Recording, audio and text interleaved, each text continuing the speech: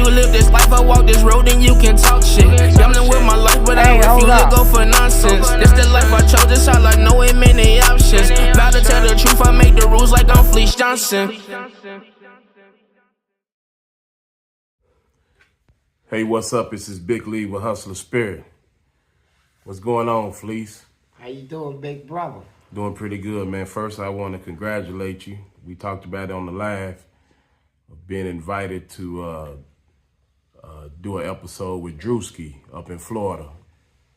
I think that's pretty big. I think it shows you come a long way, and I also think people starting to notice you even more, and the importance of your message and how you can help the youth and other people down that right track. What you think about that? Do you ever think something like this will happen? Yeah. Sooner or later, I knew something would eventually happen. I proceed with caution and with gratitude, appreciation for opportunity. You know, opportunity usually come to people that keep trying, that don't give up. And that's what I do. I keep trying and I don't give up. So, I heard you got a question for me. I do. It's really based off of something that you've talked about on here before. And I've come up with a theory. I could be wrong, but I just want you to explain it to me. Maybe I've never been to prison, so maybe I'm kind of looking at it from the wrong angle. Black men, it's the biggest percentage of prisoners are inmates in prison. And I'm pretty sure that number is also the biggest percentage of returning inmates once they get out. The percentage is bigger. They go back more often. You told me something before about the booty bandits and the violence against men in there when power comes into play, when they overtake another man for whatever reason. You told me young white men are looked at as almost a prize. Okay. Like people are the booty bandits, and they see a young white boy, and it's almost like it's a white woman almost to them. Yeah. So with that, now listen to my theory. Would that be the reason black men, it seems like black men don't mind going back to prison because they're not really threatened like we think they are, like maybe the white man is? No, that's not true. Okay. And I'll tell you why. See, they mind going to prison, but when they on the streets, they get caught up into the fast life and get lost in it. And before you know it, they locked up. And they like, to their own self, they be like, damn, why didn't I listen to so-and-so, I did so. And they go to prison. Now, when they get in prison, they would rather trust a white boy more than a black, because in white boys, they really keep things a secret. They real discreet with it. You know, you can freak with them and they won't say nothing about it. Black people, they won't brag about it. Man, I split his butt, man, I split it. Oh man, juices were flowing out of that butt. Oh God, Then he leaned his head back and I just all over his face, take this.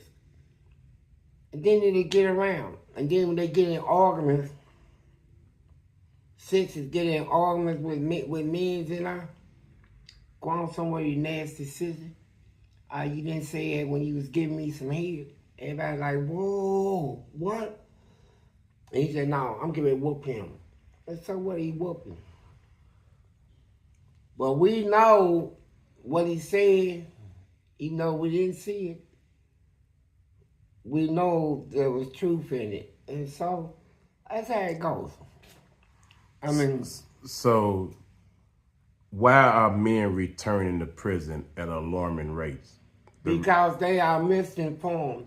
Like in the prison, they got these clubs, these groups. 6 months in one, knock 6 months off your sentence. Teach you reentry into society. How to get a job, fill out a resume, how to present yourself, how to sell yourself, how to work towards goals and all this. And these programs that they got, that's what they are called, programs. They are missing 3 most important ingredients. The truth, what's going on right now, and how hard it is out here. They don't teach the inmates that. They don't prepare them for that. They don't prepare them for sit there and tell them straight up, look, let me tell you what's going on out there in society, first of all. How many people walking around poor, can't pay their bills, looking for jobs, can't get a job. And you got 4 or 5 more years to do. Get you a trade, get this and that. Teach them all the pitfalls and the downfalls. They don't prepare them for that. So when they get out, in prison, everything's free.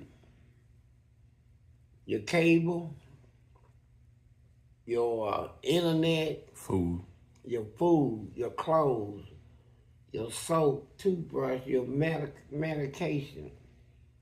Imagine that, your medication being brought to you, on a daily basis. You can just do like that in prison. Here come the nurses. So,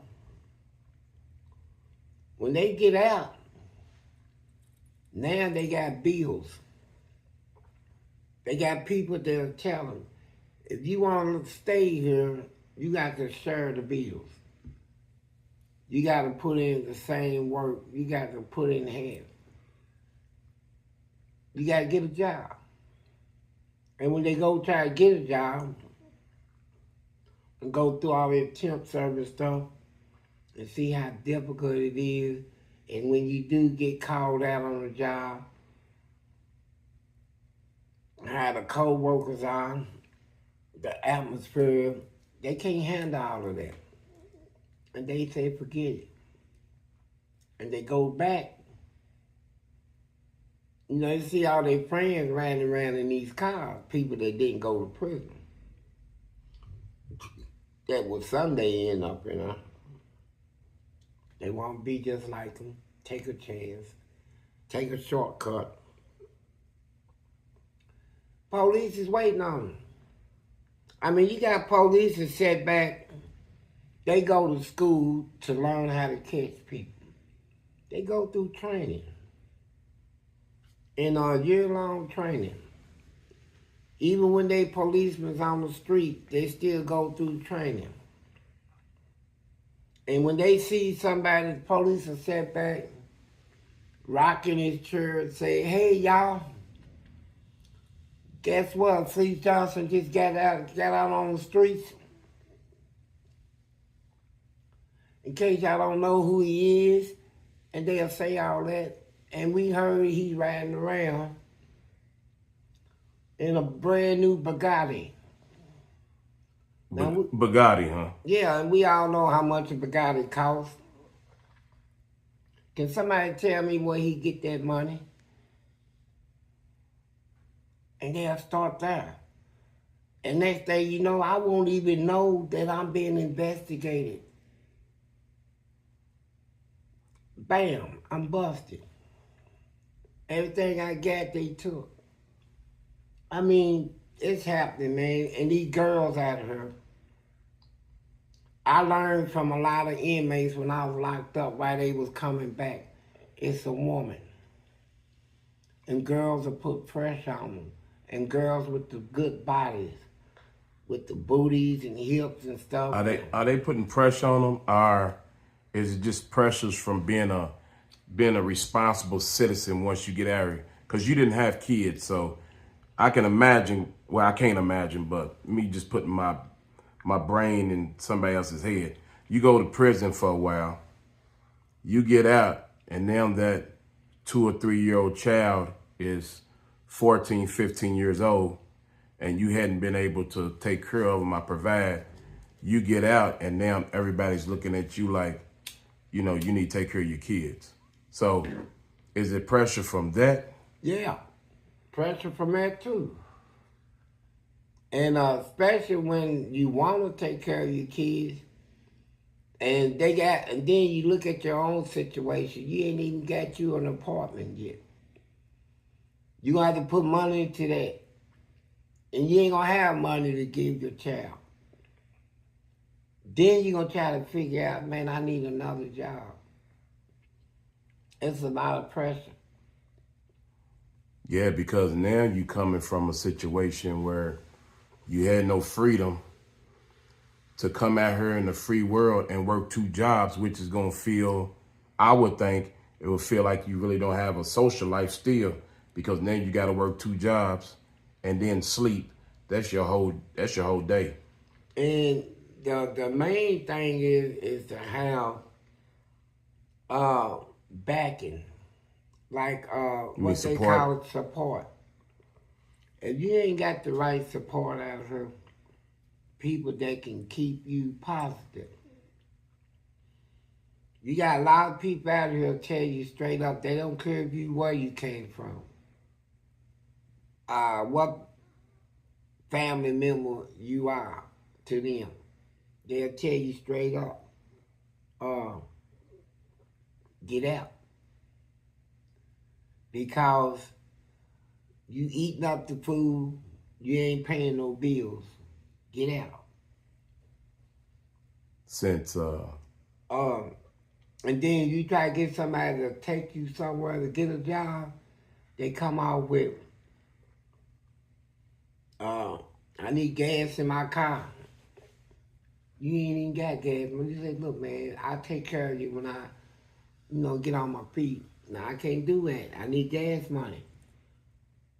I mean, it's so much, then they just say, you know what? I tried a good way. It didn't work. So how long did you try the good way? They ain't gonna try it too long. They gonna just get back into it. Go either sell dope or get back into the streets, robbing, killing, taking contracts. That I've heard that's an easy upcoming now. Contracts. Come up quicker. So what you saying is, from what I'm hearing, when you said, they bring you medication, everything's free, I'm pretty sure it's clockwork. It's on time every day. You go eat at the same time. Yeah. You go do everything at the same time every day because it's structured. So you telling me when you get out, you don't have structure. No, you don't. Okay, so what would be the fix for that? In my mind, let me tell you what I'm thinking. And I done ran this across other inmates before, and they got kind of upset about it. To me, it sounds like maybe if you don't have the support from your family, that you should stay in state care longer. Like a state facility, maybe with work release. No. Why not? Because you telling me the problem is structure. So you tell me why. See, you're an ex-inmate, so you gonna say no. But somebody like me that's never been in there, I'm thinking that's the fix. But go ahead. That's what the problem is. Somebody like you that ain't never been there making decisions. Being put in position to make decisions on people who had been there. Like me. That's not doing right when you get out, though. Well, I'm going to tell you what. Okay. When inmates get out of prison, they want to feel free. Going to these halfway houses, they got worse rules than prison, some of them. Tell you when you can't go outside, you can't walk down the street. Now, you got your freedom, but you are still told what you can't do. Then you got family come up there to visit and wanting to take you somewhere, and it gets complicated. And then you got a parole officer running his mouth. Then you do get a job.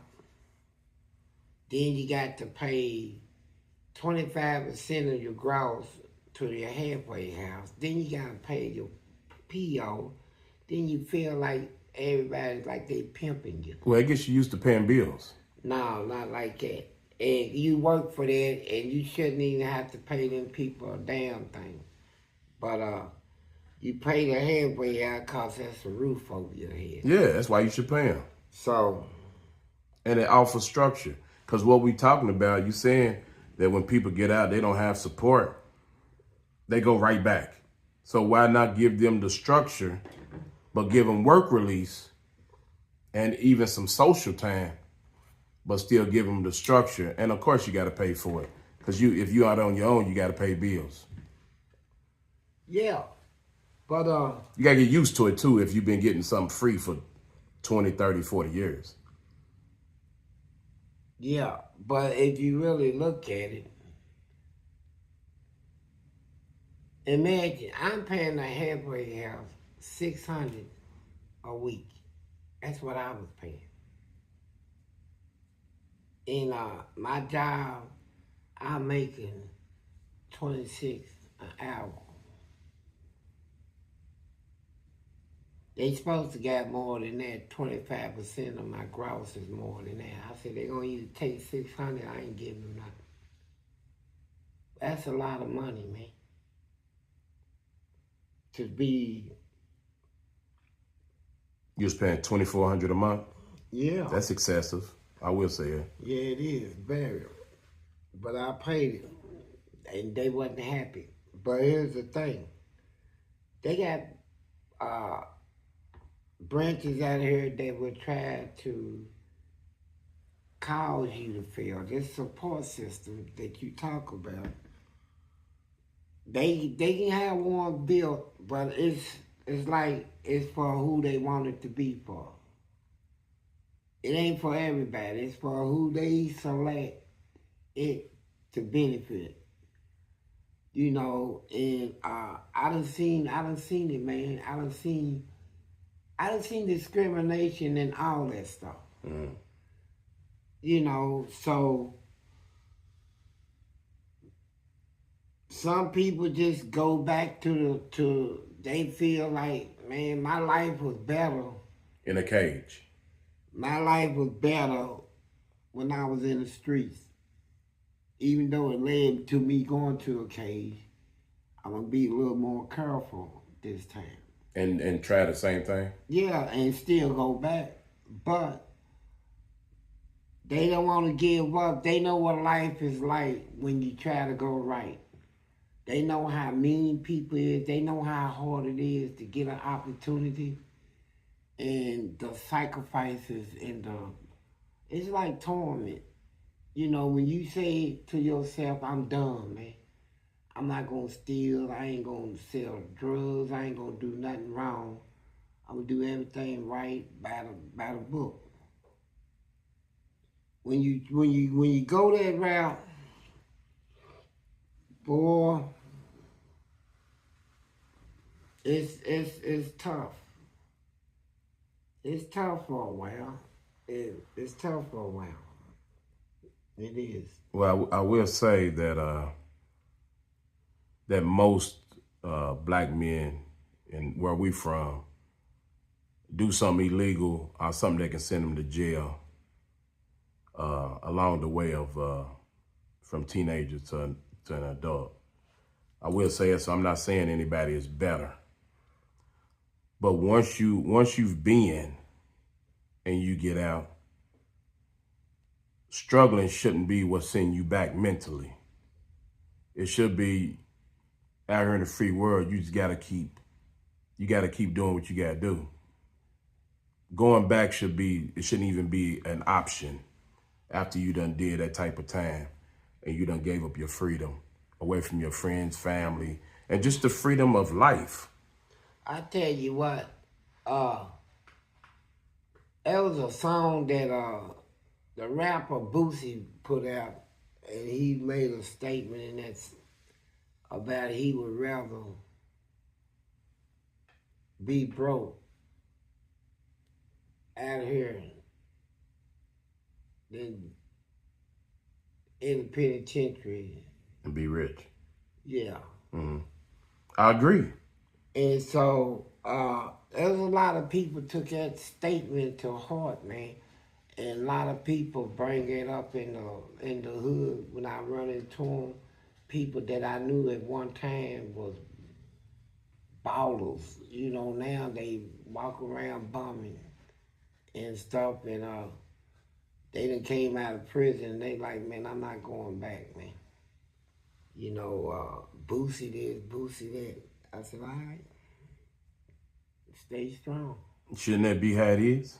Yeah, it is. And, yeah, they don't want to go back.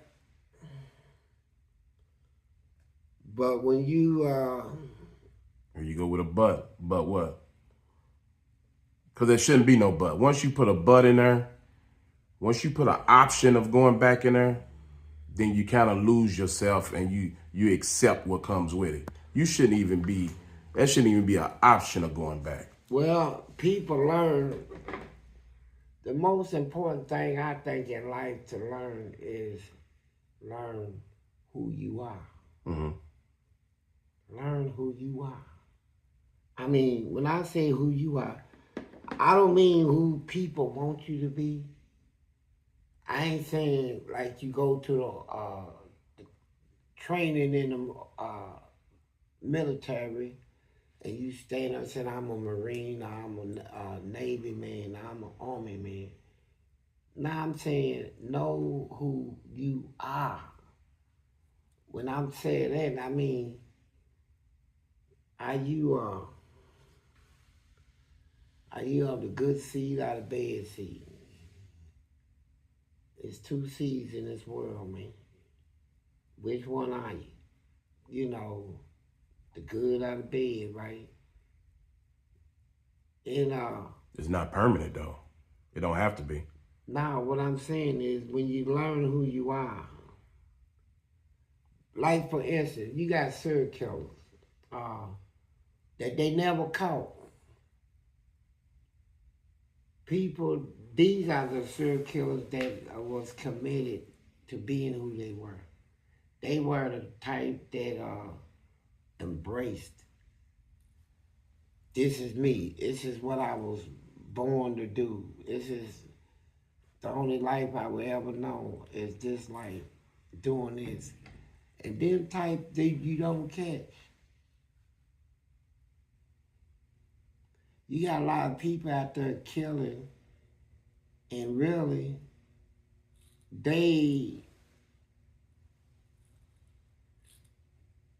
you can interpret them to be devils or killers, but you got a lot of people doing wrong that is of the good seed. They done been deceived or tricked to do something wrong, but that don't make them who taught them like them. But my thing is this.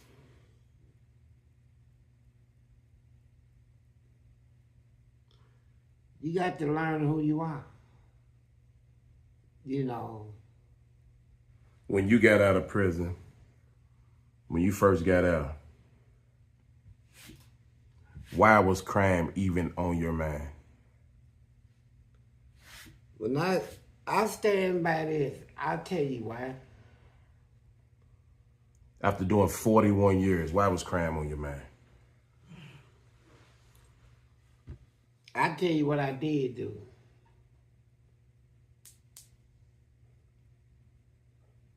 I'm out of prison. I'm in the store. How long was you out? About a month. Mm-hmm. I'm in the store. I got plenty of money in my pocket. I mean Benjamins. I'm swole up. I got a little stack, and I can buy whatever I pick up in the store. That's what type of money I had.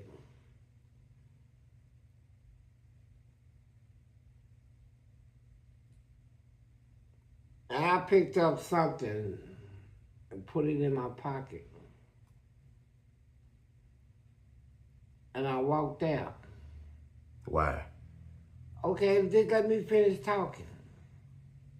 I walked out, and I had every intention to keep that, and I said, hold up, man. What sense does it make? You got money to pay for it, and you gonna steal it. So I went back in the store and I put it back. But I did do that. And I learned from it that sometimes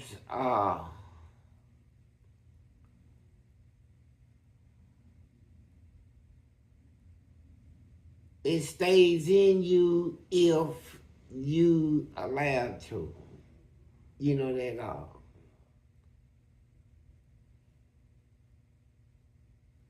I don't know what to call it. I ain't gonna call it a disease, but I'm gonna call it a felony, man. I mean, you get out of prison, sometimes we get out of prison with attitude.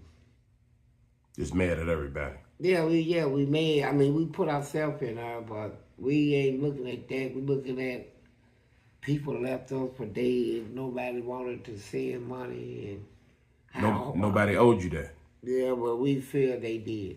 Mm-hmm. And we get out, we see corruption all around us. You mean you see people doing wrong all around?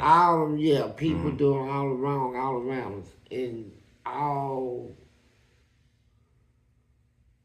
on the job, off the job, in the news, from the White House all the way down. And we see all this corruption, man, and we like, hold up, man. I'm not gonna starve out here. I work if I can get a job. If I can't, I'm back in the streets. Get it the way I can get it, however. But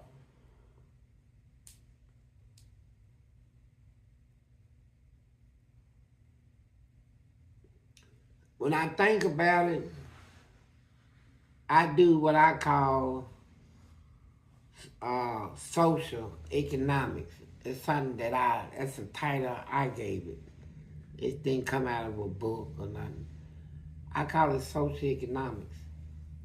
When you study the economy, the people, and the way your economy is set up, well, we got grocery stores, we got Kroger's, we got all these restaurants, Long John's, KFC, Wendy's, McDonald's, Tumbleweeds, and a whole bunch of Subways, and then we look at the people that rides on the garbage trucks.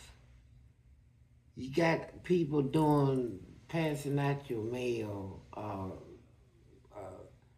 working for Amazon, and you look at how your economy is set up, so you ask yourself a question. If you gave every one of them $5 million, do you actually think they would still work at McDonald's on the back of garbage trucks, working for Wendy's? No, they'll quit. This economy will collapse. So as sad as it is, the social part of it is we gotta have poor people. They the ones that do the jobs rich people won't do and middle class people won't do. They the ones they gonna pick your garbage up. They the ones gonna pass your mail out, put the packages on your front porch, and serve you when you hungry driving down the road, stop at a fast food restaurant. They the ones that's gonna serve you. We got to have them. You know, so the balance of it is they do deserve to be given raises, every one of them.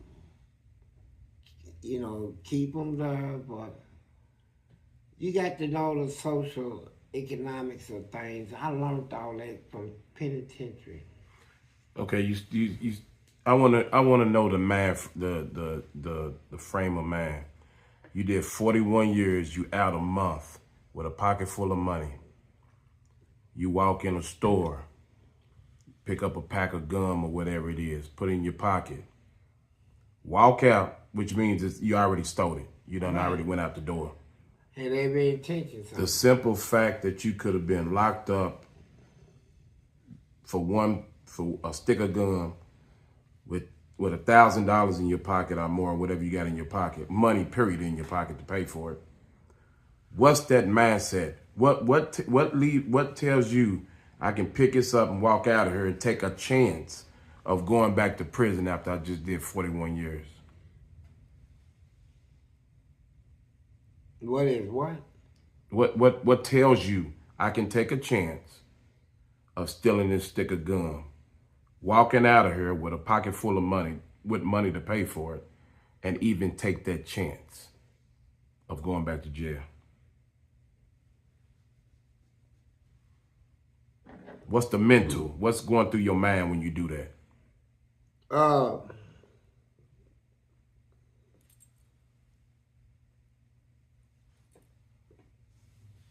It's excitement. To go back to prison? Now to get back into that life. Okay, so it leads me to believe Prison is like you don't care. you didn't care about when you picked up that stick of gum. No, I didn't care about prison. You didn't care about going back to prison. No. Why? After being out a month, smelling this good air out here, looking at these women, partying a little bit, doing what you want to do because you're free. Why didn't you care about going back? Why did you pick up that stick of gum? And that's what I mean by taking the option of going back to prison off the table. And we're having this discussion for the young people. You have to take that option off the table. That option cannot be on the table. But I want to know your thinking after you did 41 years. Why was that option still on the table? Part of me, at that time, a part of me still wanted to get back into the life of the streets.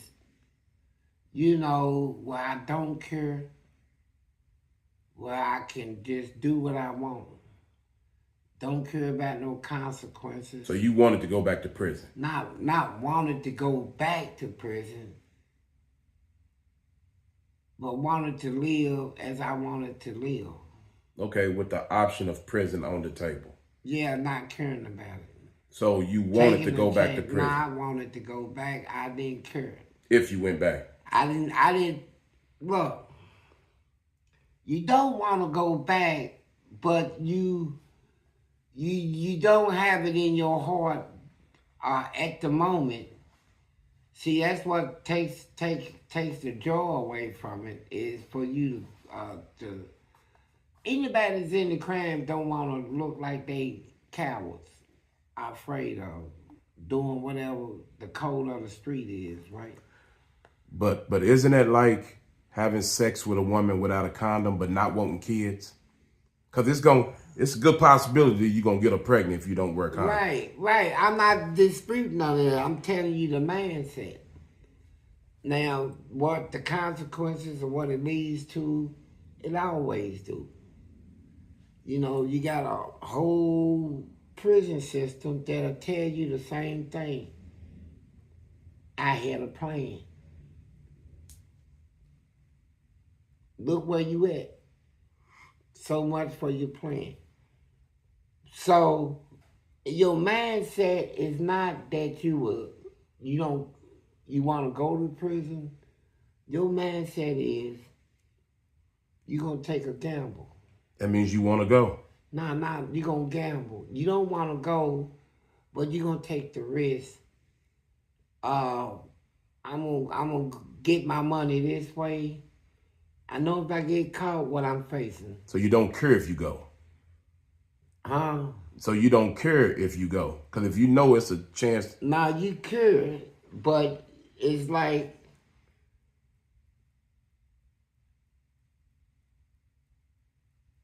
you care and you don't care. Really? Yeah. You care and you don't care. Yeah. That's a bailout answer. Well, because after 41 years, I mean, that mindset of just stealing anything that you can pay for, that tells me you want to go back to prison. You want to go back. They got cameras and everything in stores. They didn't even have to lock you up that day. They could look at the film, the footage, and lock you up next time you come in there. I just call the police and they'll be looking for you. Yeah, I'm saying I don't do that no more. I know. I'm just talking about as soon as you got out. I'm trying to get to the bottom of why do people commit crimes, even if they're small minor crimes, commit crimes without after doing all that time. Because you know it's a chance you're taking. So yeah, we all know it's a chance, but it's one we willing to take. It's because like, you want to go back to prison. Nah, want to go back, don't care. I mean, you care about. Look. You said it. Hold on. Let me explain this. You don't want to go back, but the life you will be asked to live to avoid going back is one that a lot of people say, no, I'm not living like that. But you'll I'm go. I'm not gonna ask nobody for nothing. I'm not gonna bum. I'm not holding up no street sign. I'm not gonna kiss nobody's butt when I go look for a job and the people on the job want to be nasty and people telling me, hey man, just go on and take it. You need a job. No, I don't sell my soul like that. Now, if they bring it to me raw, then I'm going to come out like this. You know what? You know, I'm trying to survive out here in this free world as a modern day citizen, paying taxes, paying for things, working like a normal person. But there's a problem. You got people out here that don't want to give me work. And then you got people that, when I did find a job, go out of their way to get me fired. Then you got people that don't want to help me. You know, I've been trying to work, do anything, cut grass, whatever. Don't even want to even help me out there. So, you know what?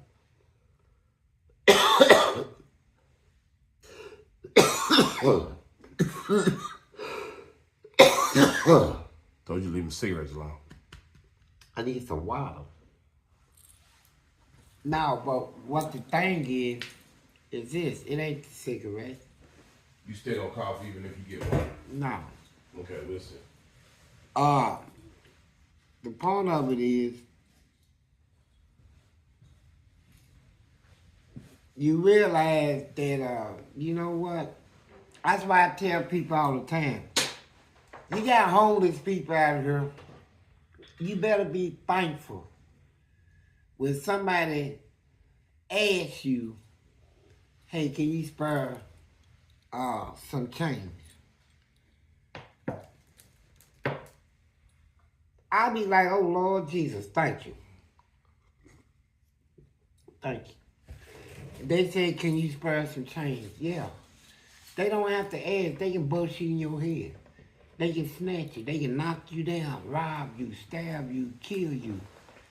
But we are thankful that these people's heart is not that degraded to where they gon' and they homeless, ain't got nothing.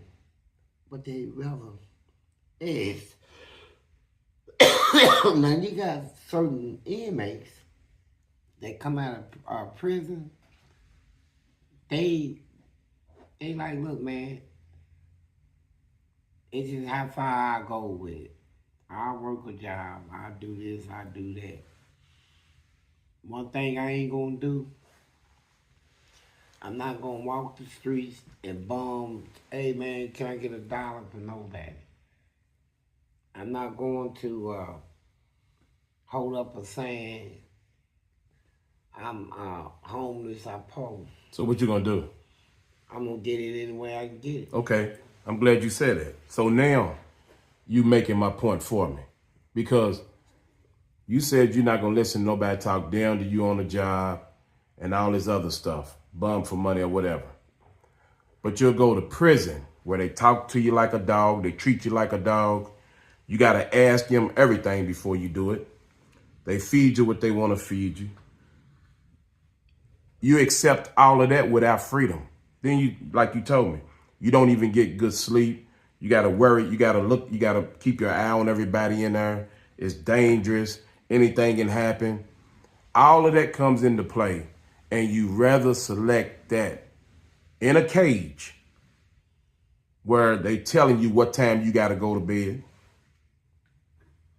They telling you when to eat. They telling you if you in trouble or whatever, y'all have a fight, cut the TV off or whatever it is in that little room y'all got. You listening to all of that. Somebody's telling you what to do the whole time. Somebody's telling you how to be a man the whole time, how to be a human being. But you get out here and again, in there you making what, 65 cents a day? No, 18 cents. 18 cents. You get out here, you can make at least minimum wage. It's gonna be rough, but you can get 2 jobs too. And you can work that job for a little while and get a better job. That's why I was saying I didn't think it was a horrible thing if because everybody's not paying $600 a week in a halfway house like you was. Some people don't have to pay that much. Don't have to pay nothing. Okay. So, but the structure, you don't have the structure.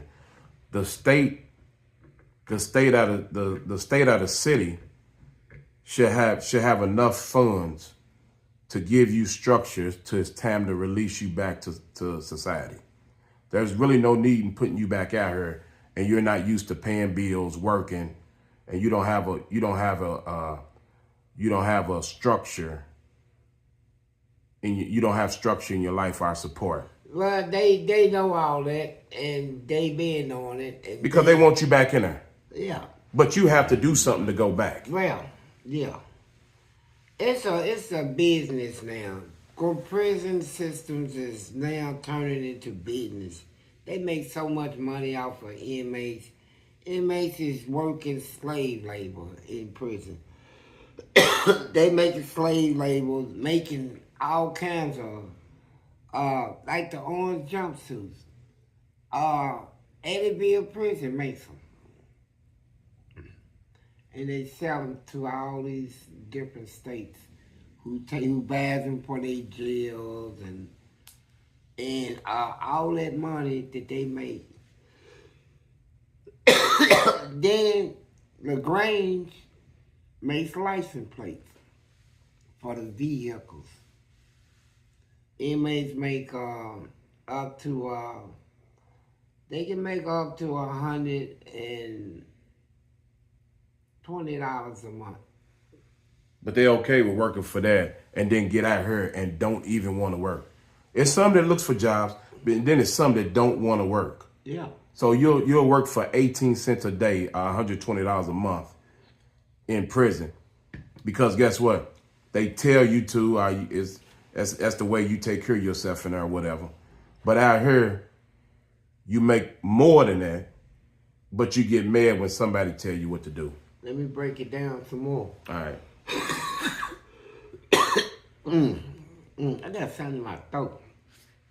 I know cigarette smoke. Now, let me break it down to you. It goes like this. Okay.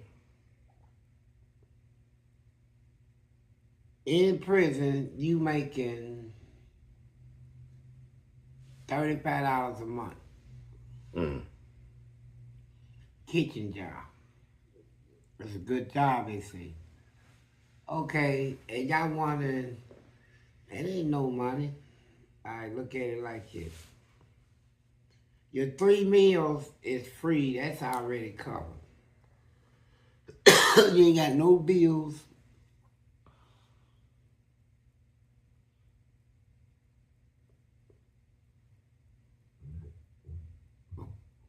You got a roof over your head. Your clothes is free. Your shoes is free. Your hygiene, all that. Now, let's put you on the street.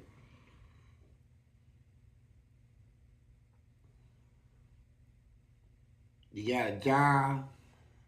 Let's say you're making $500 a week.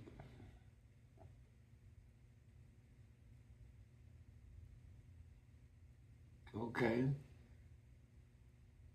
You got bills. You got your rent, utilities, gas, the grocery bills. You got transportation bill, get you to work and back and forth to work. Okay, you got other bills. You got a phone bill, unless you got a government phone. Okay. When it's done, if you got kids too, with their hands sticking out, and their mama with her hands sticking out, and you trying to make everybody happy, and you can't. You can't make everybody happy. No, you can't. So, my thing is this.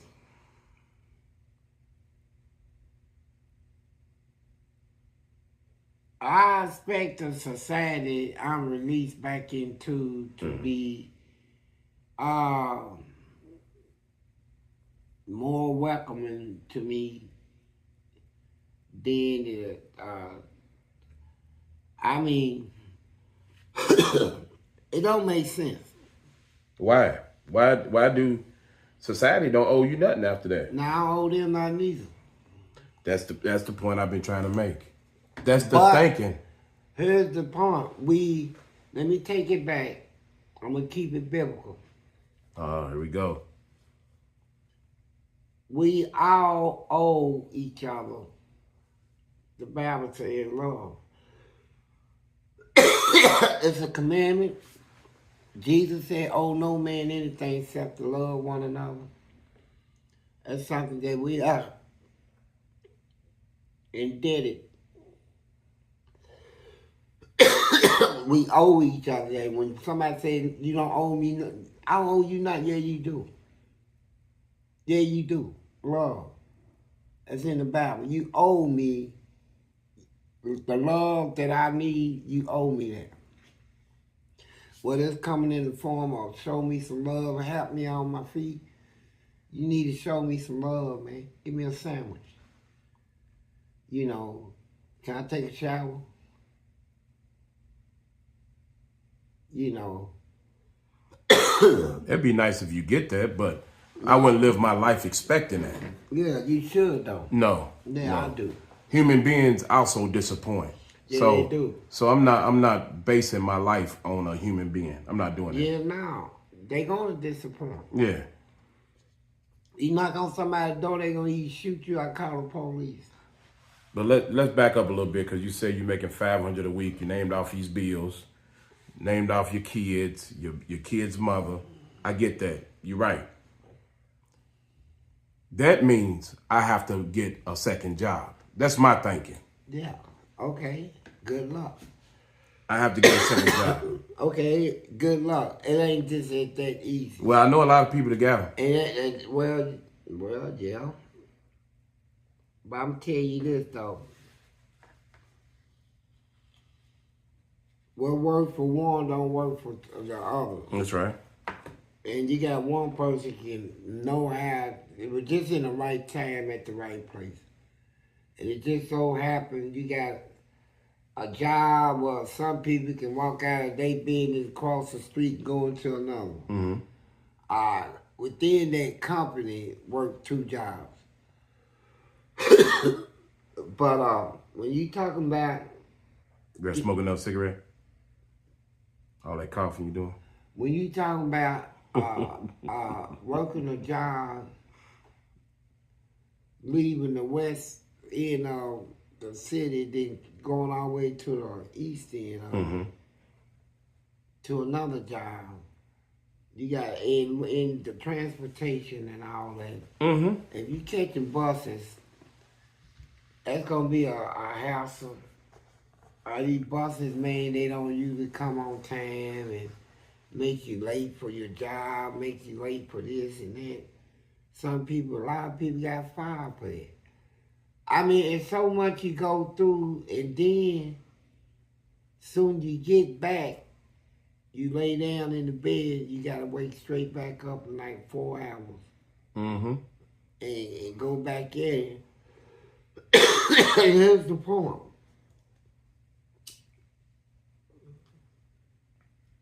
Been in prison 10 years, you should have got enough rest. That's what I'm thinking. Well, people like this. Some people like this. Well, okay, you locked me up. Because you did something wrong. Yeah, according to you, I did something wrong. Mm-hmm. According to me, I did. But I'm out. Yeah. So, I'm like, I'm going to do more wrong. Why? Because I want to. No, because you want to go back to prison. No, not go back, but it's just what I do. Well, you going back to prison. Well, that's what it leads to. See? So that's okay, right? I'm saying, no. I'm saying, it ain't who I am. No, I'm not talking about you personally. I'm talking about how people think. I was talking about you, talking about that little stick of gum you stole, but I'm not talking about you personally. I'm trying to get to the mindset. I'm trying to, this is what... The mindset is this. This is how people think. People are ex-inmates. You got inmates. Okay. Depends on how hard they was. Like, if I was on the street and I was really going hard at her, known for it, known for being in shootouts, known for, bringing them burners, blowing them. And known for doing some of the most daredevil stuff people would never even think about. They had all the heart. And then decide to come out of prison, change, right? But there's always an element left in you of the respect that you want. You be like, I'm going to try to do everything right this trip. I'm going to work, get married, get some kids, take care of my kids, be a good husband, don't cheat, don't run the streets. This is, working man. And you go through that process. And, but you still find yourself,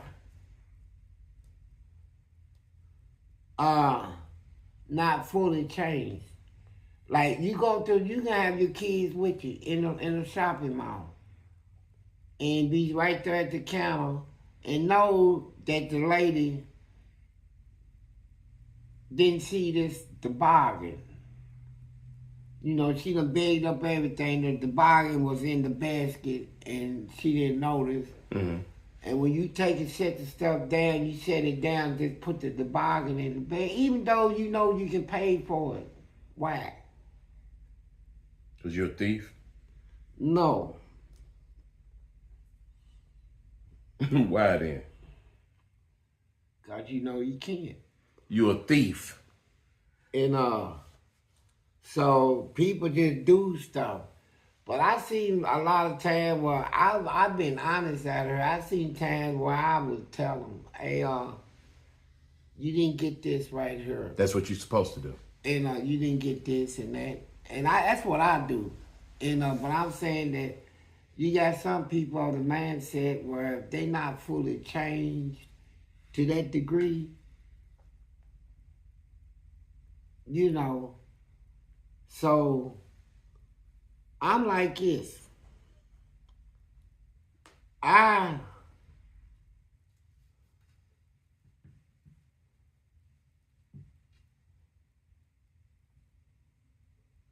tried to understand people. See, this is what prison made me do. Understand the people that I wronged. The people I stole from. How they feel. Usually you don't walk around in the streets wanting to have somebody feel as you gonna steal from them. That's considered weak. Either you steal it or you don't. But when you get locked up after a certain period of time, your mind goes back to the things that you used to do. And the tears and the upsets you brought into these households from what you did to somebody. And you sit back and you think about it and you start realizing that what I'm going through in prison is nothing compared to what I put these families through. When I did what I did to them or their loved one. And then you start getting yourself together in prison, man. And people in prison start seeing a different person. Now you ain't sitting there talking trash no more. You start reading more. Are you going to church? Are you going to some sort of counseling or something? They got good counseling in there. But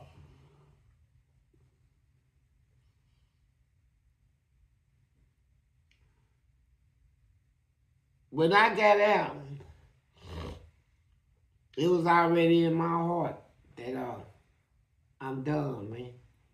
Okay, you said that, but about after being out for a month, yeah, you put that stick of gum in your pocket. Yeah. So how was you done? I was done. You couldn't have been. I took it back. Yeah, after you stole it. Yeah. I remember. You wasn't done. You wasn't done yet. No. But I'm saying there's always that. Nah, I'm going to keep it real with you. You wasn't done. There's always that 1%. I ain't going to let you sit up and lie to me. I ain't going to lie to nobody. I know it. You wasn't done. Okay, I wasn't done, but I was done. Can you understand that? I mean, I'm not going to do nothing stupid out here. You did. I'm not going to... But you did. Man, please let me say this. You did, though. Well, I'm not going to let you... okay. I'm not going to let you skate around that. Because I want you to stay out here. Yeah, I did. So, I did, but I did. Well, let's acknowledge it. I acknowledge that I did, and I didn't. Yes, you did. Why you keep on saying you didn't? You put that in your pocket, you did. I took it back. No, I took it back, man. More of the story.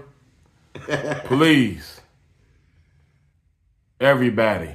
Young people. Now, here's the moral of the story right here. And I'm keeping it real with everybody. Young people. Old people, too. I'm like this. When I came out of that place, I said, you know what? I did 41 years. I ain't gonna bother nobody out here. I'm not gonna be trying to take advantage of people, steal their stuff, cheat them out of stuff and rob them and shoot them, kill them. I ain't doing none of that. I said I'm gonna respect them. I'm gonna help them. I'm gonna be a real gentleman. I'm gonna be a real law-abiding, for real.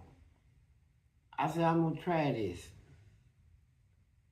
But I always say this, you talk about no but I always say but. I don't know if we should be saying but like that. Okay, if the society that I'm going into wants to be so hateful. Well, now, hold on. Now, let me finish saying it, then you can say what you got to say. All right, because you're making excuses already. I'm not going to make no excuse. I'm just going to tell you how I felt and how I feel.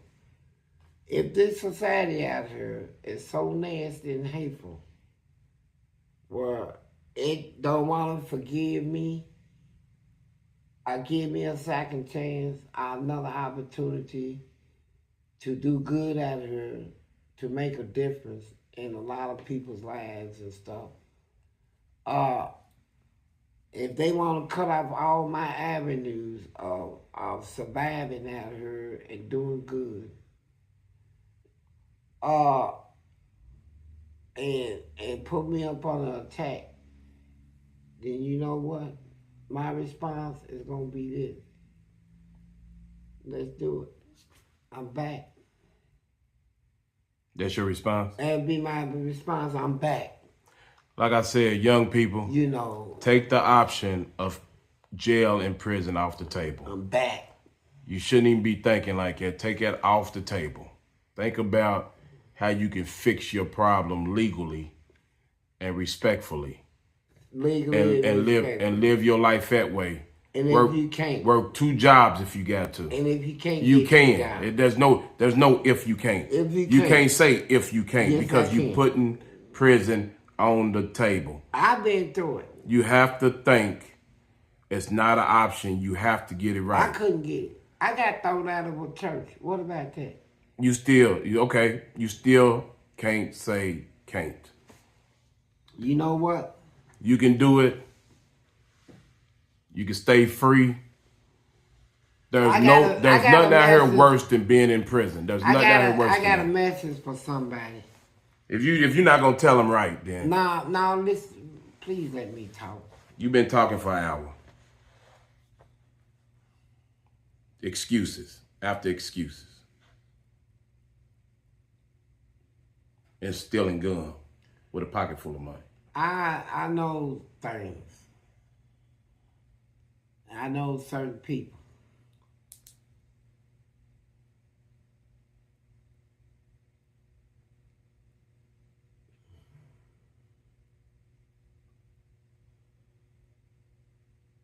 Would you go sleep?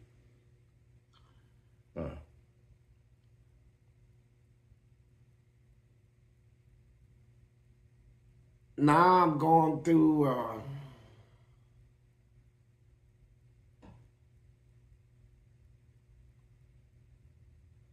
what I wanted to say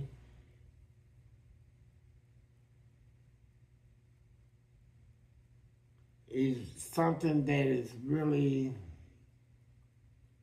forbidden.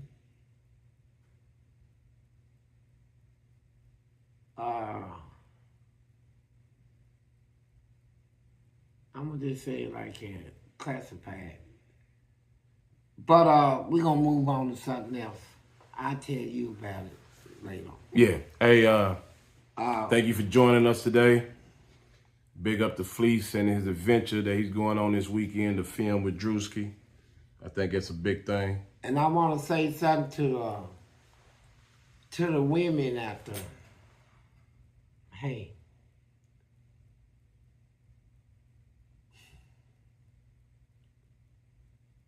I really do love y'all. And I wish I could hug you. If I have any women fans anywhere, please give me a hug next time you see me. Please.